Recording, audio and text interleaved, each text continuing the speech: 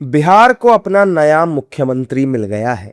Tarapur seat से विधायक और बिहार बीजेपी के कद्दावर नेता सम्राट चौधरी बिहार के नए सीएम होंगे।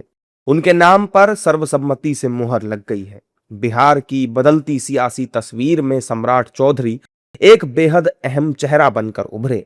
अभी तक सम्राट बिहार के डिप्टी सीएम के तौर पर काम कर रहे थे, लेकिन अब वो मुख्यमंत्री कहलाएंगे। बुधवार को सुबह 11 बजे सम्राट चौधरी बिहार के मुख्यमंत्री के रूप में शपथ लेंगे। सीएम बनाए जाने की घोषणा के बाद सम्राट चौधरी ने सभी का धन्यवाद किया और विचारधारा पर चलने की बात कही। आज मैं आदरणीय प्रधानमंत्री जी को, आदरणीय गृह मंत्री जी को, आदरणीय राष्ट्रीय अध्यक्ष जी को, आदरणीय संगठन महामंत्री बीएल संतोष जी को, शिवराज सिंह चौहान जी को, हमारे पार्टी के अध्यक्ष संजय सरावगी जी को जरूर आश्वस्त करता हूं कि जो विचारधारा है, भारतीय जनता पार्टी के लिए जो विचारधारा है, भारत को सबसे पहले सबसे श्रेष्ठ मानने का और पार्टी को सबसे आगे खड़ा करने का, उस काम को लगातार हम करते रहेंगे, इतना जरूर आश्वस्त करते हैं। वहीं सम्राट चौधरी का मुख्यमंत्री पद के लिए ऐलान हो जाने के बाद एनडीए के नेताओं की प्रतिक्रियाएं भी आ रही हैं। काम करेंगे, नीतीश जी जैसे काम कर रहे थे, विश्वास है आपको? हाँ, हमने भी सुनी है बात कि सम्राट चौधरी जी को भाजपा विधायक दल का नेता चुन लिया गया है और जाहिरतन जो भाजपा विधायक दल के नेता होंगे वही मुख्यमंत्री के ये होंगे, दावेदार होंगे और उन्हीं को एनडीए विधानमंडल की बैठक जो अभी होने जा रही है उसमें उन्हीं के नाम पर मुहर डालेगा। इसलिए सम्राट चौधरी को हम बहुत बहुत बधाई देते हैं, शुभकामना देते हैं।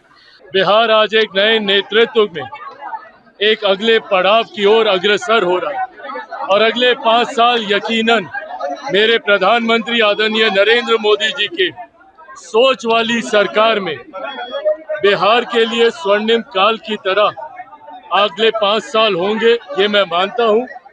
विकसित भारत बनाने के लक्ष्य में बिहार तीव्र गति से इन 5 सालों में आगे बढ़ने का कार्य करेगा, ये विश्वास दिलाता हूँ। निश्चित रूप से पूरा भरोसा है कि नीतीश कुमार जी के काम को आगे ले जाएंगे प्रधानमंत्री जी के आशीर्वाद से। 20 सालों तक बिहार के मुख्यमंत्री थे नीतीश कुमार, आज उन्होंने इस्तीफा दे दिया। उन्होंने कहा, देखिए एक तो यह भावुक क्षण है, एक तरह से लोग अपनी तरफ से दुख व्यक्त कर रहे हैं, लेकिन प्रकृति का यही नियम है, कोई जाएगा तभी कोई आएगा।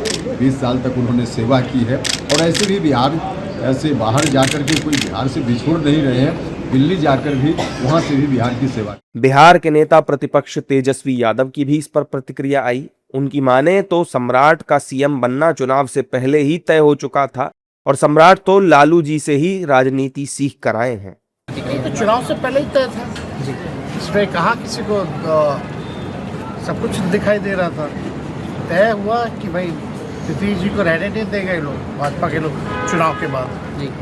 और जो भी जिनका नाम आया है सम्राट चौधरी जी, तो लालू जी के पाठशाला के, तो लालू जी के ही इर्द गिर्द जो है बिहार की राजनीति जो है चलती रहेगी। लेकिन अब बीजेपी सरकार है बिहार में, तो अब क्या आप कैसे देखते हैं आने वाले फ्यूचर को? अगर बिहार के पर्सपेक्टिव में अगर हम बात करें तो बीजेपी को एक मौका। 20 साल बीजेपी भी साथ में राज किया जी, बिहार का खजाना खा लिया।